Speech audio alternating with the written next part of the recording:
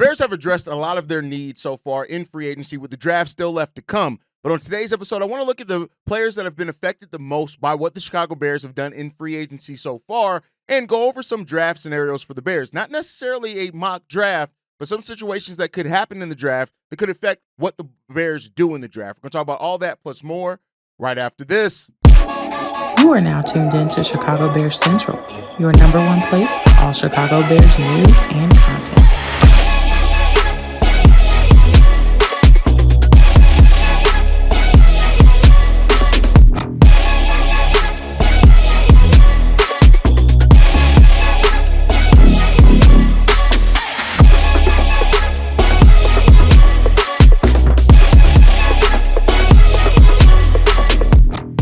What's going on, Bears fans? Welcome to another episode of Chicago Bears Central, your number one spot for everything Chicago Bears related. I'm the host there, Hayes, but more importantly, you guys can follow the channel at Chi Bears Central on every social media platform we happen to be on. With that said, let's go and get into this content for today, y'all. And I want to start off with talking about the Bears that have kind of been most negatively impacted by the Chicago Bears free agency. These are players that, were coming in or maybe had some hope of maybe being further along, maybe even the depth chart, maybe even trying to compete for a starting position, but that's definitely been affected by what the Bears have done so far in free agency. The first one, and one that a lot of people have asked about, is Tyler Scott. When you look at bringing in Olamide Zaccheaus and Devin Duvernay as well, listen, Tyler Scott is a fourth round pick who now is going to be, coming into training camp with a lot to show, right?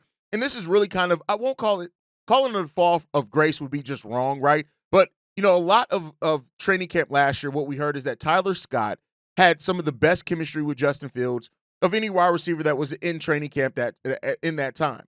That really never materialized to anything. It didn't materialize to anything in the preseason, didn't materialize to anything in the regular season. It just didn't materialize. Now, one could say that with a new coaching staff coming in, maybe a new set of eyes, maybe something can happen, but there's no doubt that with Zaccheaus coming in here, with Duvernay coming in here, even though he's going to be more of a special teams guy for the Chicago Bears, that it leaves Tyler Scott and the future of him in question. Now, those questions could very well be answered by Tyler Scott coming out in training camp and having a great training camp period. But, as of right now, it definitely is a big question mark on what Tyler Scott's role is going to be on this team.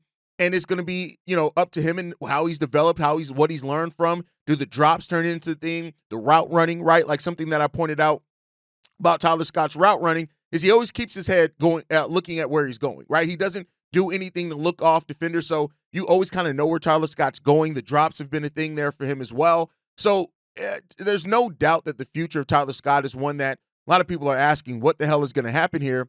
But we'll see, right? We'll see. Young guys, you just kind of never know, if he's given an opportunity. But hopefully he can make it out of training camp. But if, this is going to be one that is going to be really important for him to try to stand out in and find his way. But I do think the benefit of it, having Declan Doyle, having Ben Johnson here, like if he comes in and shows out, they're going to try to find a way to use him. Not how much he's going to be used is dependent upon how much success they have. But if he comes in there, he looks good. If the chemistry with Caleb Williams is really what we've heard reported, and it's still there, I trust that we have a coaching staff now that's going to try to make sure that they can get that out of him, and we'll see what the future holds.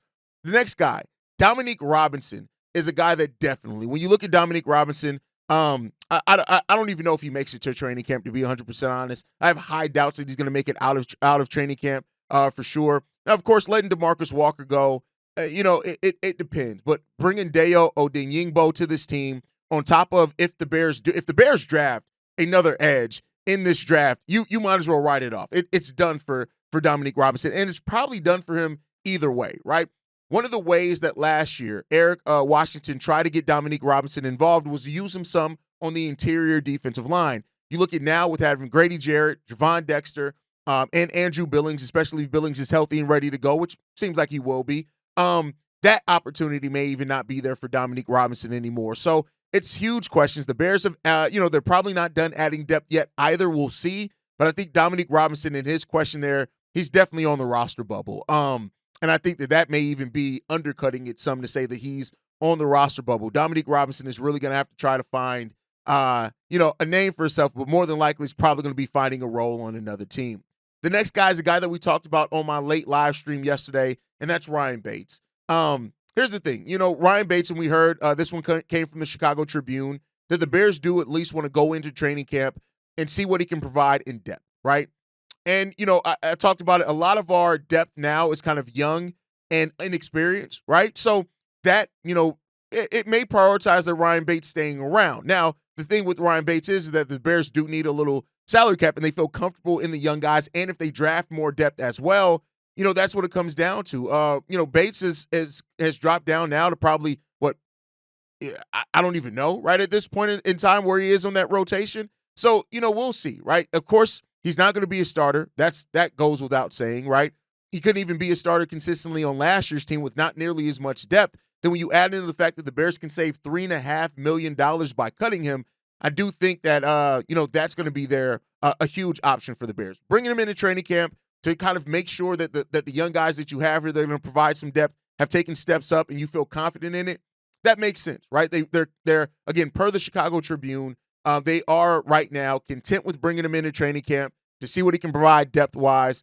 But if for some reason some of those young guys look better qualified and you can save money, I mean, that may be what the future does hold for Ryan Bates is getting cut. You look at the depth that we have here, right? Kieran Amagaje, still questionable. We don't know exactly what he's going to be at the NFL level yet, but we know that the Bears are invested in his development. Theo Benedict as well, very unproven, but I think that with him suffering an injury and the Bears making sure they kept him around, there's a reason for that. Bill Murray, who the Bears brought back, Doug Kramer, who the Bears brought back, right? And Ryan Bates. So that's it. Ricky Stromberg's out there as well. Stephen Carlson's out there as well as a backup tight end. So, it's some inexperience depth-wise for the Bears. But I think if they feel more confident in that experience on top of, depending on what they do in the draft, they can get a new starting left tackle, which would move Braxton to depth, which I feel like he'll be really good in that role. They can draft depth in the second round. So Ryan Bates is definitely on the roster bubble, I think, so far. But those are the Bears that I think have been most negatively impacted by what the Chicago Bears have done in free agency. And they're going to have to come into training camp really proving themselves. I almost as well put Zach Pickens on this list. But I think that Zach Pickens is maybe, I do think with this new coaching staff, they're going to want to get these young guys in front of new eyes there that they may trust a little bit more in the evaluation. But him and Chris Williams definitely are some people as well to look at and see, what are they going to bring next season for the Chicago Bears. So those are guys that I think were negatively impacted. The guys that were positively impacted, I think we all can kind of agree on. Most of what we've done was for Caleb Williams. It's going to be huge there, right? Him having better protection, it really puts the highlight on him, on how he grows his game now. Is your passing a little bit better? Is your accuracy a little bit better, right? Those type of things. Can we get more of what we saw in the fourth quarter from Caleb in some games throughout the majority of the game from Caleb? But free agency has definitely set him up to be better protected. And by the same thing, DeAndre Swift and our running back room, with having better blocking up front now in the run and the pass game, DeAndre Swift is going to, as long as he's on the roster, he's going to have an opportunity to be even better for the Chicago Bears. And then one as well, I think Kyler Gordon. Kyler Gordon is now going to be freed up to be used more, especially with Jack Sanborn not being there, coming around that corner and being used in run blitzing and pass blitzing and overall having a team that's going to blitz more as well. I do think that Kyler Gordon, on top of the coaching acquisitions that we've made and the roster changes that we've made, more pressure up front, that Kyler Gordon is going to be kind of, which is scary, a chance to be even more versatile than what he was before. So that's something to look out for. Now, I did say we were going to talk about some draft scenarios that could impact what the Chicago Bears do in the draft. And I want to just run over these, right? My mock draft will be out either today or tomorrow. I'm going to try to get it out today, but I'm not going to lie to you guys. The Bulls have had 2 late games that I've had to cover. It is what it is there. But first, if Ashton Jeanty is taken at number 6 by the Las Vegas Raiders, and if the reports are to be true, right? We don't know for sure if they are, that the Bears are heavily considering Ashton Jeanty there. That does throw off the Bears, their plans there, right? Now, I know that there are some Bears fans that are more high on Jeanty, more down on Jeanty, and that is what it is. It's understandable. I think all the criticisms and the positives that you could talk about are all equally kind of valid. It just depends on how the Bears view him, right? I think that Jahmyr Gibbs does open up, and what he did with the Lions, the Bears do something. But then again, we know that Ben Johnson isn't going to just copy his playbook there one for one. So we'll see what happens there, right? And then also, I think that if the Bears do draft a running back with one of the second-round picks. I think that is something to look out for here, right? I know that a lot's been talked about in the first round with Genty, things like that. I said even before somebody left in the comments, it's either Genty or nothing at running back, which that's just not true. There's so much depth with this running back position is that the Bears still could find very quality running backs. Caleb Johnson, Amarion Hampton, right, who's probably going to go in the first round, Travion Henderson, Quasan Judkins. Like, these are all guys that could very well make some sense for the Bears, so look out for that one. And then I think also a trade down scenario for the Bears, right? We'll see. Genty, Mimbao, Will Campbell, Mason Graham, right? If for some reason all these guys are off the table by the time the Bears draft at number 10, and if somebody does want or is a little bit more aggressive about wanting Tyler Warren and does make a call, I think that the Bears could be in a situation where they could trade down, get more assets. We've seen that be something that Ryan Poles does before. And we'll see if they can gain an extra second or third round pick in this draft while also not moving down too much. We'll see what happens there, right? Josh Connerly is definitely somebody that's there. Gray Zabel is there as well for the Bears. So I think overall that and the Bears still addressing the trenches is an option. If you pick up an additional second or third round pick, it can make the chances of that even stronger as well. And then number one, right? I think the Bears drafting either Will Campbell or Armand Minbao. And here's the thing, right? I said this in the comment section to somebody. I know a lot of people are consistently bringing up arm length, for Will Campbell. And here's the thing that I'll say there. While there, yes, are some questions on if he's going to convert to guard. I think that's fair, right? Minbao, there's some questions there about size, right? But I think overall, when you look at these guys, like, I think both these guys are so much better than Braxton Jones. They have so much better thing. And arm length really comes down to the bull rush as well. And I think when you look at it, neither one of those guys can be bull rush. Now, I'm not saying that necessarily that's where the Bears need to go either, but I do think if the Bears are to draft either Will Campbell or Armand Minbao with the number 10 pick, it really does. It's a scenario to look out for because what the implications that could have on what the Bears do later on and what positions that they focus on, as well as the roster battle with Braxton Jones. So let me know what you guys think on those down below. But with that said, we got voicemails to get into today. We got 5 of them. Let's go ahead and get into these. The first one, this one's from Darius. What's going on, guys? Excuse me, Darius from Dallas, man. Just wanted to give my thoughts on something that I heard Hayes say about this potentially getting Will Johnson from Michigan, man. I really like that idea. Obviously rated the best cornerback coming out of the draft. Man, that would put us in a situation where we got 3 of the best cornerbacks in the league. I mean, we would have potentially 3 guys that are, top 10. I think all 3 of those guys are that good. Dalen Johnson's already top 10. I feel like Kyler Gordon's already a top 3 nickel. I don't think you can find too many more nickels that are better than Kyler Gordon when you look at what he can do. And then you go around and you add Will Johnson, man, who's really good with man-to-man. He's not a guy that's afraid to tackle. I like his athletic ability and his ball skills. I think he'll be a hell of an addition if we can get him. And I think with Tyreek Stevenson, I just feel like sometimes as Bears fans, one of our flaws is we get infatuated with what a guy does his rookie year, and we just hold on to that. I think we did that with Eddie Jackson. We just hold on to 1 year of production from that player, and we just fall in love with him, and we never want to let him go. We as Bears fans, we just, particularly a defensive player, we just get infatuated with these guys because we just love defense as a fan base. But Tyreek Stevenson has been inconsistent, guys.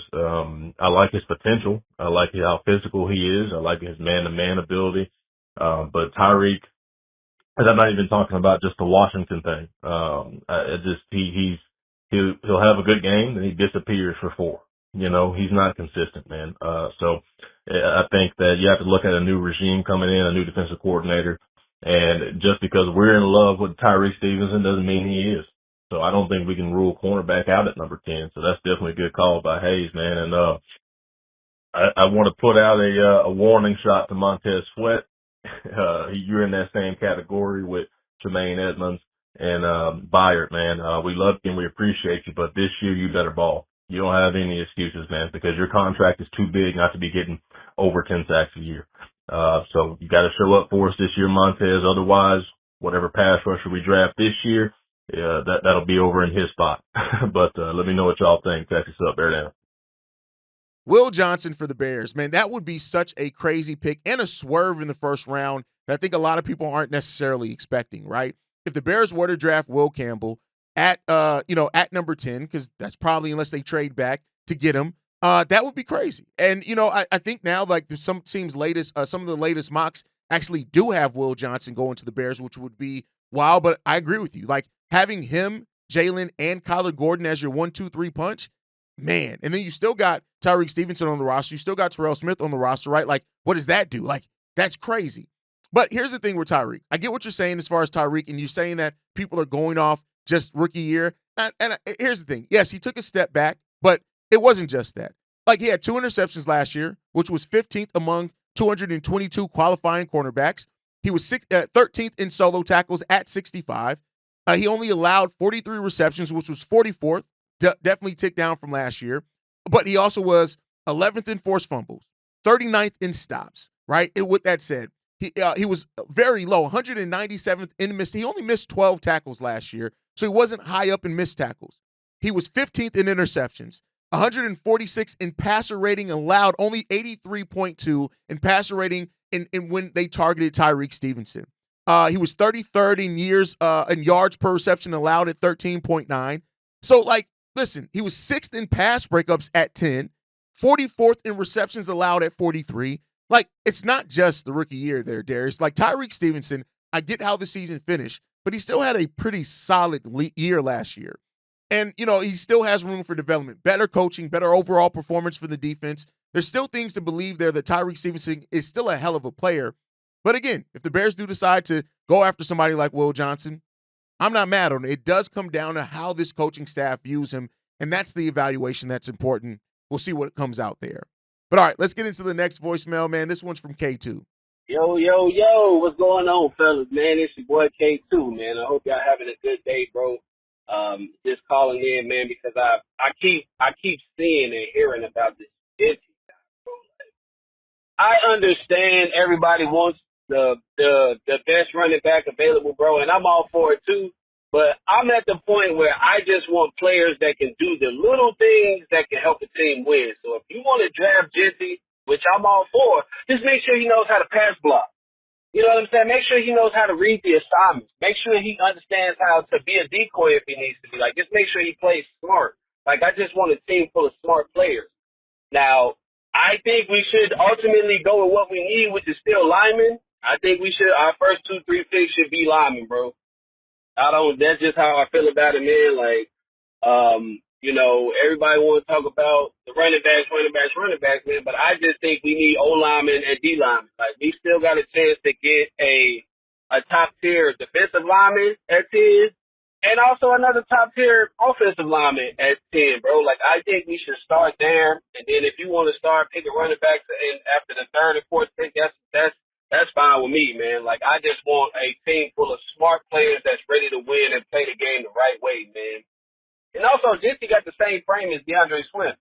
Like, I know we like to, discredit DeAndre Swift, bro, but I don't think he was utilized correctly anyways, because they're both 5'9", 215, bro, and, it's just DeAndre Swift got NFL experience. But, Jesse could come in and present a different challenge, and I understand that. So, it is what it is, man. But I really wanted to say is, in this draft, if we can, I would love for the Chicago Bears to get a utility guy.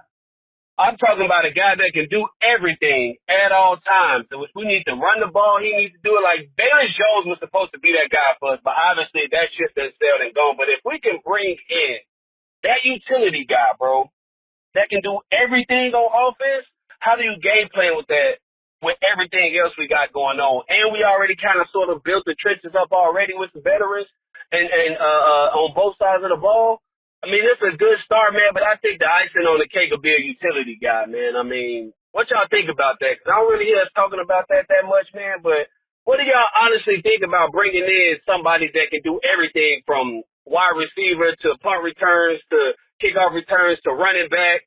You know what I mean? To put in the tight end slot. Like, just tell me what y'all think about that, man. I hope y'all having a great day, man, and I hope y'all having a better weekend. Y'all, as always, Chicago up and bear down. Going Lyman over Genty at number 10. Here's the thing. I don't say this to cop out, but I say this because it's real. The special thing about what the Bears have done here is they've put themselves in a position to be able to go after anything, right? They can take the luxury of whatever they feel is the best player available on the board at that time. I'm not mad at them going Lyman. I'm not mad at them going Genty. It just depends on what they do. Now, as far as the positionless player, yes, a positionless player could be huge under a coach like Ben Johnson who schemes towards the strength of his players. Now, I do think you have to organically get a positionless player. You don't just go out there and kind of manufacture it. But if you get one of those guys, yeah, Bayless could have been one of those guys. He wasn't, right? If you do get one of those guys, it's special. But I don't think you necessarily need to aim where's the positionless player? It kind of like a positionless player, while they can be kind of strong in a lot of places, typically masters of none, and you want that to be organically. You want to look at where the board is at that time. You want to look at the needs of your team at that time. And if you get one of those guys, great, right? And we'll see what the future does hold there, K2, but great voicemail there. Let's get into this next one, man. This one's from Thaddeus. What's up, Steve-O, Bobby, Hayes, all the rest of the Kayak boys, man? This is Thaddeus from the South Side, West Chatham. Man, so look, okay, I'm calling regarding, man, I'm hearing that the Pittsburgh Steelers, and I'm hearing just some regular content creators, man, like yourself, they're saying that the Pittsburgh Steelers is actually trying to make a deal with the Bears, for the number 10 pick, man. I guess they want to try to pursue one of them quarterbacks or whatever, man. The reason why I'm calling right now, and I'm kind of disturbed about this, man, it seemed like they got the upper hand the last couple of times the Bears dealt with them, man. With the Claypool and the Justin Field, man, it's like they fleecing us, man. And I don't know, man. I mean, I do want to get some get back. I'm not sure how it'll factor in. But from what I understand, man, they talking about they want to give the Bears the number 82 pick in the second round for next year if they move all the way up from 21 to the 10th slot. Now, the number 10 pick, man, that's a primary pick, man.